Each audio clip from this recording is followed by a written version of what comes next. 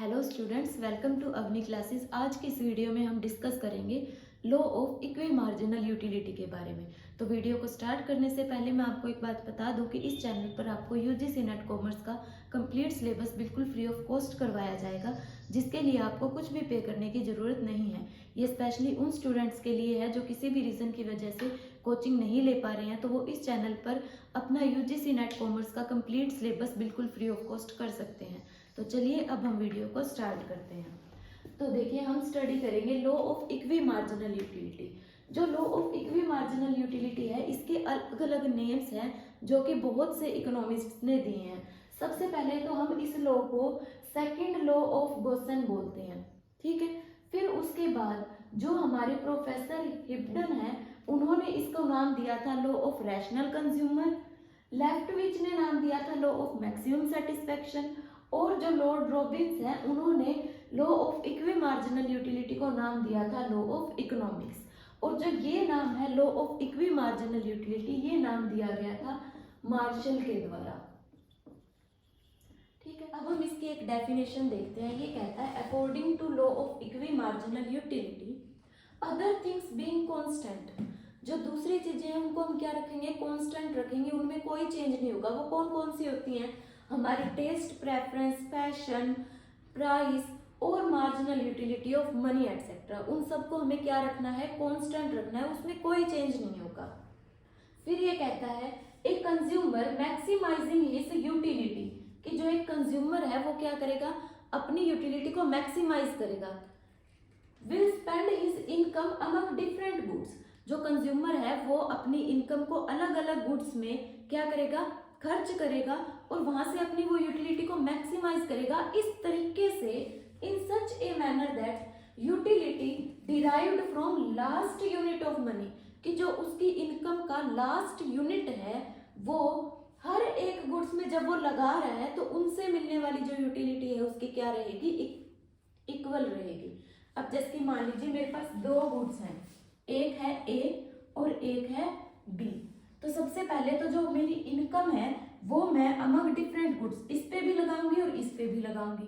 फिर ये कहता है कि मैं अपनी यूटिलिटी को मैक्सिमम करने के लिए, कब मैक्सिमम होगी वो, जब utility derived from last unit of money, कि जो मुझे यूटिलिटी मिल रही है इन दोनों गुड्स पे मेरी क्या लगाने पर, लास्ट यूनिट ऑफ मनी लगाने पर जो यूटिलिटी मुझे मिल रही है वो क्या रहेगी, इक्वल रहेगी, ठीक है। जो मार्जिनल यूटिलिटी मुझे ए से मिल रही है और जो मार्जिनल यूटिलिटी मुझे बी से मिल रही है वो क्या रहेगी, इक्वल रहेगी। तब मैं कहूंगी कि मुझे क्या मिल रहा है, मैक्सिमम सेटिस्फेक्शन मिल रहा है, मैक्सिमम यूटिलिटी मिल रही है, ठीक है। अब हम इसको और ज्यादा अच्छे से समझेंगे एक टेबल से। पहले मैं आपको बता दूं, जो law of equi marginal utility है इसकी दो अप्रोच है, एक क्लासिकल अप्रोच और एक मॉडर्न अप्रोच। पहले हम इसको क्लासिकल अप्रोच से समझते हैं। तो देखिए, हम यहाँ स्टार्ट करते हैं इसकी क्लासिकल अप्रोच। लेकिन देखिए, इससे पहले जैसे कि आपने law of diminishing marginal utility की एजम्पशंस हमने करवाई थी आपको, सेम एज इट इज वही एजम्पशंस इसकी हैं कि क्या है, हमारी जो यूटिलिटी है उसको हम मेजर कर सकते हैं कार्डिनल नंबर्स में, क्योंकि आपको पता है ये मार्शल का लॉ है तो हम उसको मेजर कर सकते हैं, ठीक है। देन सेकंड थी कि इंडिपेंडेंट यूटिलिटी होती है, कि एक चीज से मिलने वाली यूटिलिटी दूसरी पे डिपेंड नहीं करती है। फिर हमने बताया था उसके अंदर कि जो मार्जिनल यूटिलिटी ऑफ मनी होती है वो हर किसी के लिए क्या रहेगी, कॉन्स्टेंट रहेगी, उसमें कोई चेंज नहीं रहेगा। प्राइस ऑफ कमोडिटी कॉन्स्टेंट रहेगा, उसमें कोई चेंज नहीं होगा। तो same as it is, same ये एजम्पशंस है, वहां पे हमने इसको डीपली पढ़ा था, तो इसलिए हम एजम्पशंस इस लॉ में नहीं कर रहे हैं, ठीक है। हम डायरेक्टली स्टार्ट करेंगे क्लासिकल अप्रोच से। तो देखिए, अब इसमें हम क्या देखते हैं, सबसे पहले ये कहता है कि मान लो एक पर्सन है ए, जिसकी जो इनकम है हमने मान लिया उसकी 5 रुपीज इनकम है। अभी हमने इसकी डेफिनेशन पढ़ी कि वो क्या कह रहा है कि जो एक कंज्यूमर है वो अपनी इनकम को डिफरेंट गुड्स में क्या करेगा, खर्च करेगा, स्पेंड करेगा। हमने मान लिया कि इसकी इनकम जो है वो 5 रुपीज है, वो 5 रुपीज ये मैंगोज और ऑरेंजेस खरीदने में लगाता है, पहली बात तो, ठीक है। अब देखिए, वो मैंगो और ऑरेंज खरीद रहा है, हम ये मान के चल रहे हैं कि एक मैंगो की कीमत भी 1 रुपया ही है और एक ऑरेंज की कीमत भी 1 रुपया है, ठीक है। अब देखिए, सबसे पहले जब हम फर्स्ट यूनिट खरीदेंगे, हम हमारी इस 5 रुपये जो हमारी इनकम है उसमें जो हमारा पहला रुपया है, जो फर्स्ट रुपये है, वो हम किसके ऊपर लगाएंगे, मैंगो पे या ऑरेंज पे। हमें ज़्यादा यूटिलिटी किस में मिल रही है, मैंगो में मिल रही है, इसलिए हम जो हमारा फर्स्ट रुपये है, जो हमारा पहला रुपये है, वो किस में लगाएंगे, मैंगो में। ठीक है, अब हम बात करते हैं दूसरे रुपये की।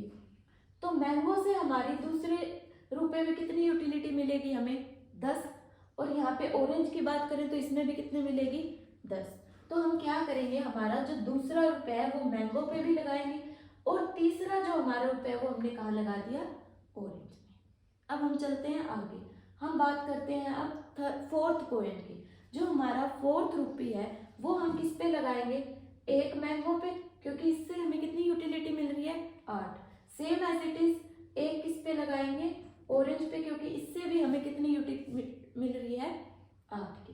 ठीक है, ये चीज आई समझ कि हमने हमारी 5 रुपए की जो इनकम है वो मैंगोज पर भी लगा दी और ऑरेंजेस पर भी लगा दी। ठीक है, अब ये क्या कहता है कि जहां आपकी ये यूटिलिटी, आपकी कंप्लीट इनकम खत्म हो चुकी है, 5 रुपए थे, 5 के 5 खत्म हो गए, और यहाँ पर आपकी जो यूटिलिटी है दोनों से मिलने वाली वो भी क्या है, इक्वल है।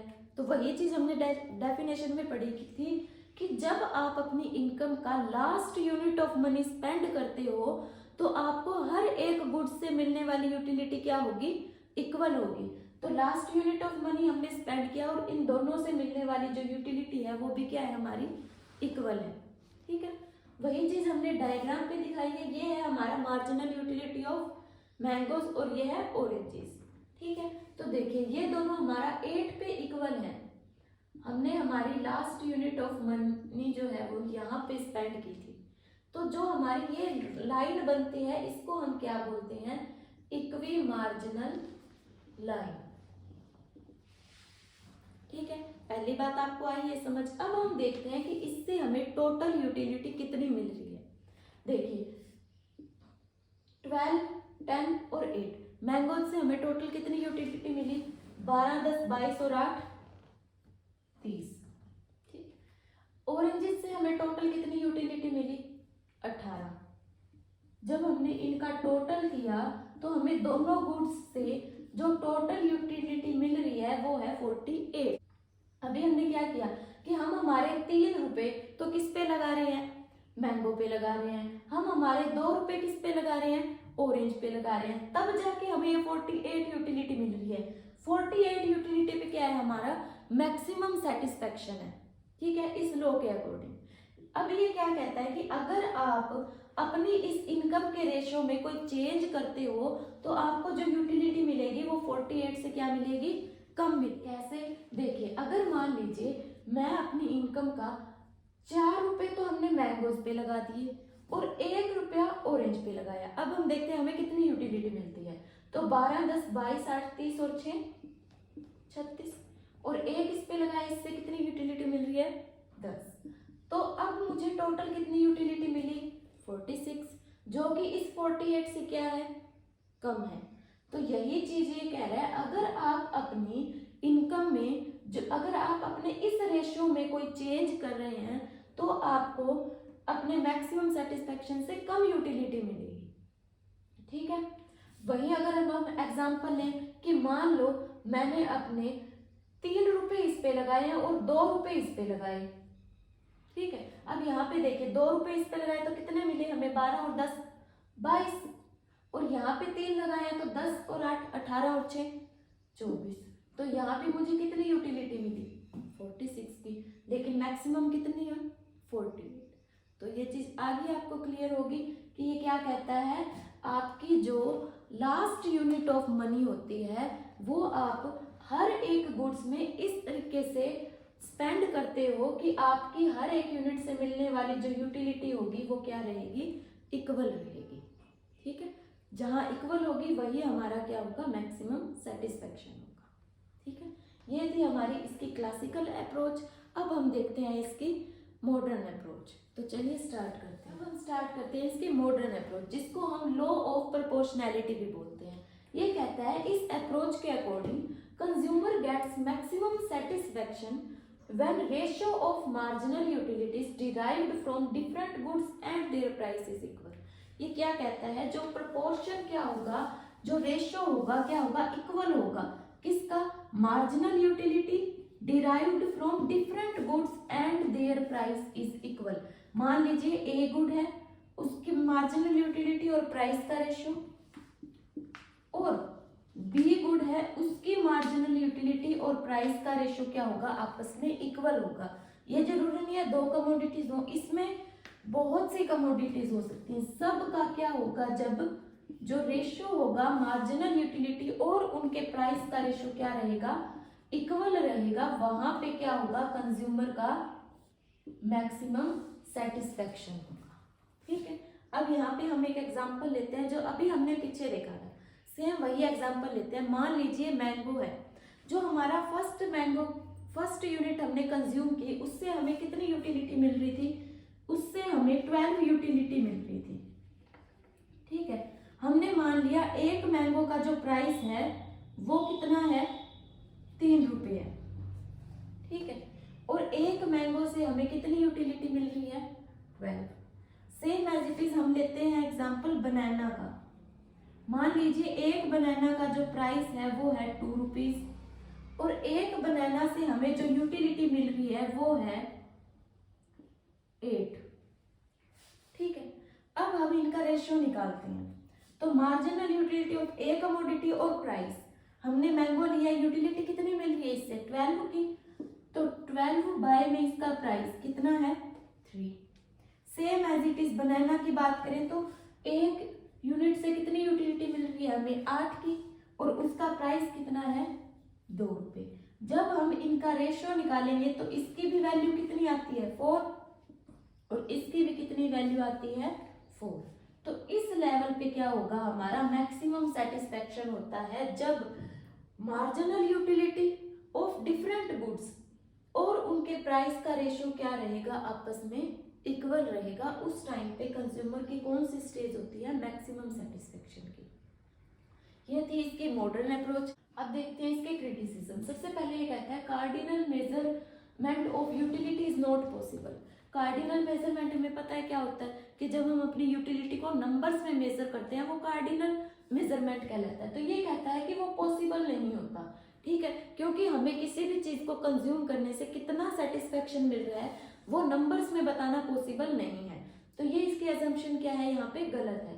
फिर ये कहता है marginal utility of money is not constant. इसकी असम्पशन क्या कहती है कि हमने मार्जिनल यूटिलिटी ऑफ मनी को कांस्टेंट लेना है, कि जो वैल्यू ऑफ मनी है वो हर एक पर्सन के लिए इक्वल है। लेकिन ऐसा जरूरी नहीं है कि पैसों की जो कीमत है, जो उसकी वैल्यू है, वो हर किसी के लिए ही बराबर हो, ऐसा जरूरी नहीं है।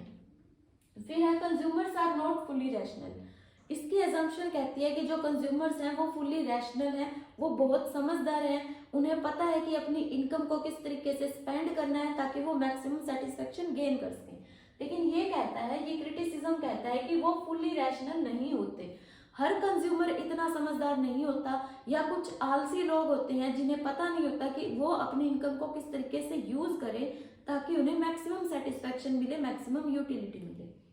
फिर है influence of fashion custom and habits, कि जो हमारे कस्टमर होते हैं, जो कंज्यूमर्स होते हैं, वो इन्फ्लुएंस होते हैं फैशन से, ट्रेंड से, जो कस्टम्स मार्केट में चल रहे हैं उनसे। ठीक है, तो उनका फैशन टेस्ट प्रेफरेंस कभी कांस्टेंट नहीं रहती। फिर है इंडिविजिबिलिटी ऑफ गुड्स। ये स्पेशली उन गुड्स पे अप्लाई नहीं होता जो कि एक सेट्स में आते हैं, जैसे कि टीवी, रेफ्रिजरेटर, एसी, ये सब, वहां पे ये लॉ अप्लाई नहीं होता है। ठीक है, तो ये थी इसकी क्रिटिसिज्म। नेक्स्ट वीडियो में हम डिस्कस करेंगे कंज्यूमर इक्विलिब्रियम के बारे में। तो तब तक के लिए अगर आपको ये वीडियो अच्छी लगी हो तो प्लीज़ इस वीडियो को लाइक कर दीजिए, शेयर कर दीजिए और कमेंट करके ज़रूर बताइएगा आपको वीडियो कैसी लगी। और साथ ही इस चैनल को सब्सक्राइब कर दीजिए। सब्सक्राइब करने के साथ साथ नोटिफिकेशन को ऑल पर सेट करना ना भूलें।